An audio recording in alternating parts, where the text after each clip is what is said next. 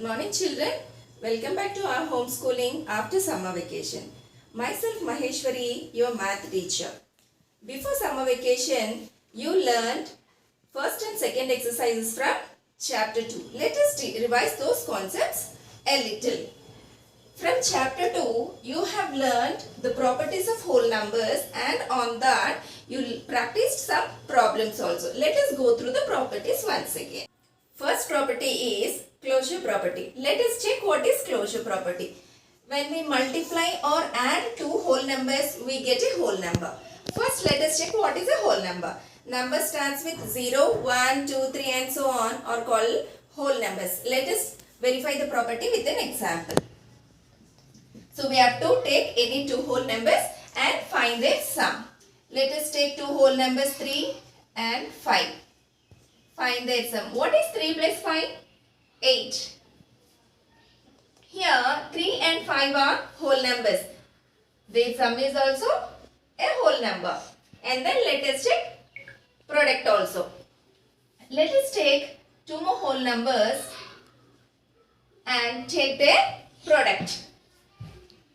What is 5 times 8 children? 5 times 8 is 40. Is 40 a whole number?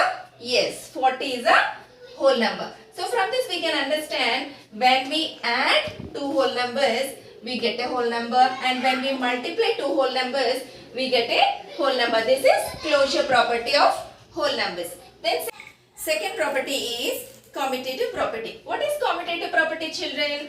Two whole numbers can be added in any order. Likewise, two whole numbers can be multiplied in any order. In both the cases we get the same answer. Let us check here also with an example. Take two whole numbers 4 and 6. Add them in different ways. 4 plus 6 and 6 plus 4. In both the ways we get the same sum. 4 plus 6 or 6 plus 4 we get the same sum 10. So from this we can understand two whole numbers can be added in any order. Likewise, let us check whether multiplication satisfies commutative property or not. Here also take two numbers. Let us go with same numbers 4 and 6. Take their product in another order also, 6 times 4.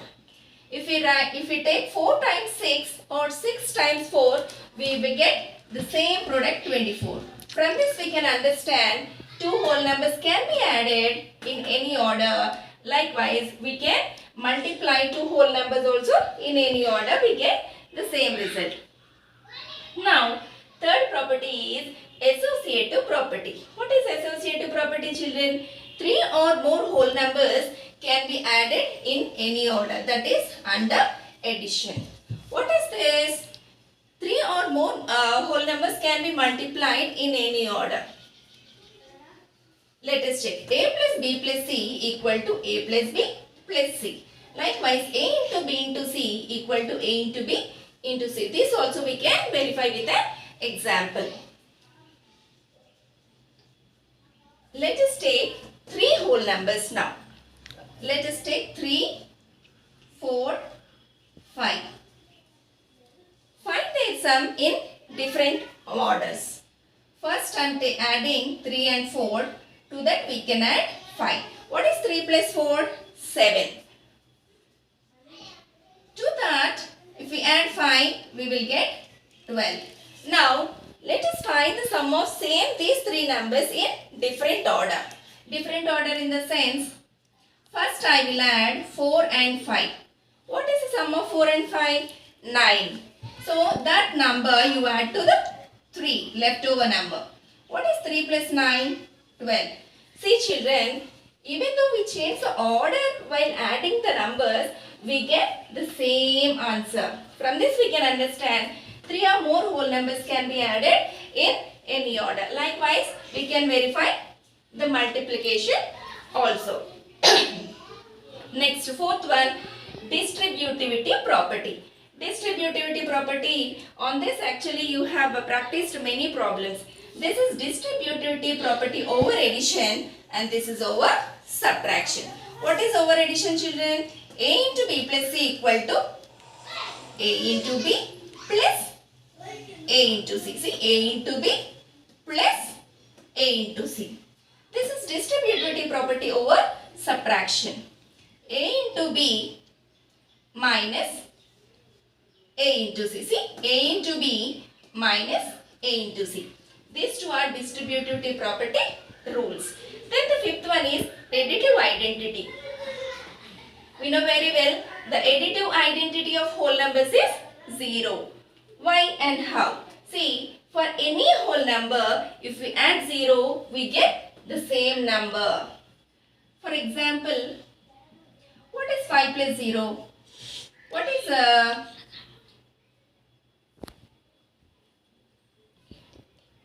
0 plus 5? 5 plus 0 or 0 plus 5 gives the same number 5. That means to any whole number, if you add 0, we get the same number.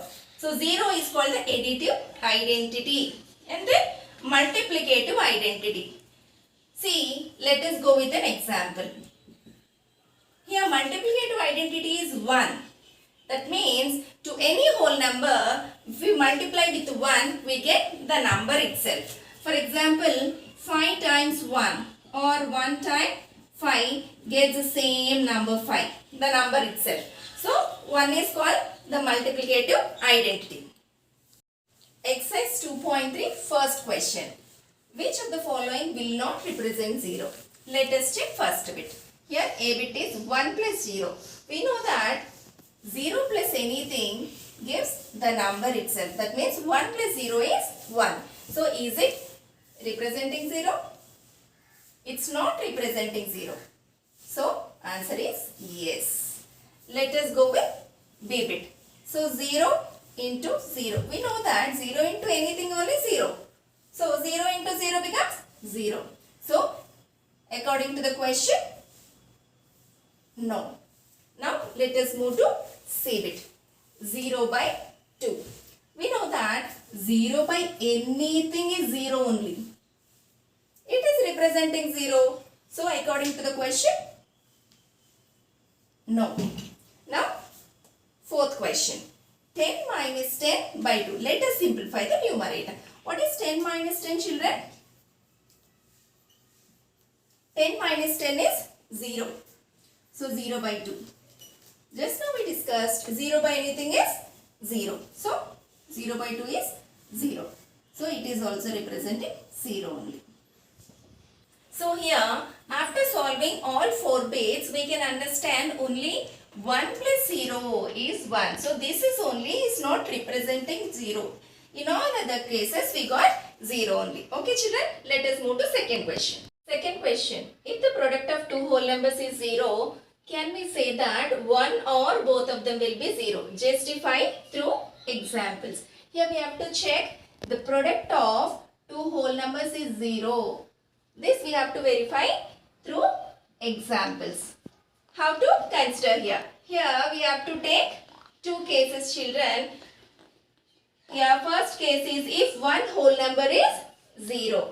To check that product of two whole numbers, we have to take one whole number is 0. So let us take one whole number as 5 and the other one as 0. What is the product of 5 and 0? 0. So from this example we can understand the product will be 0 if one of the number is 0 also. Okay. Now case 2. If both the whole numbers are 0, means here the two numbers are also 0 only. So what is the product of 0 with 0?